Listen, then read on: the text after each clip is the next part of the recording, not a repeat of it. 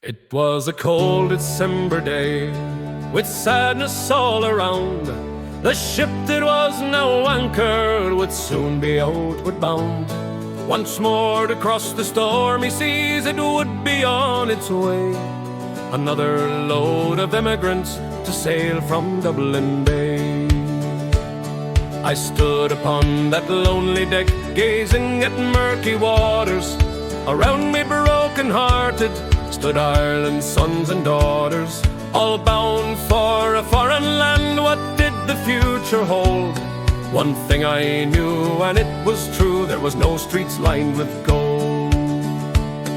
There was no welcome for us then, the fact you can't deny. The notice seen on factory gates, no Irish need apply. The Great War now was over, of course it changed it all. Their cities now must be rebuilt, on the Irish they did call.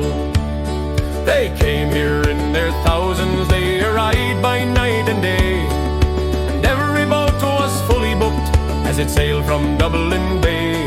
Now every man was on the lump, there was mighty crack. There was a saying among the lads that you never will go back. They packed the pubs at weekends, they earned and they spent, but back to dear old Ireland a lot of money went. Big Irish lads stood around the bar, they really looked at ease. They bought and sold low-loaders, High-Max and JCB. They talked about the manholes, the pipes that should be laid, so many cubes of ready mix, and what the subby paid. Each morning at the crack of dawn they were on the site. Many worked the 7 shifts and some worked through the night. They were here to do a job, there was no time to relax. One thing the Irish didn't like was paying income tax. Some claimed for wives and children that never did exist. If there was a loophole to be found, some lads could not resist. But they built the towns and cities and their big long motorways. The lump is now past history, they were the good old days. When summertime come round each year, homewards I would go. The old folk have all passed away, most young folk I don't know.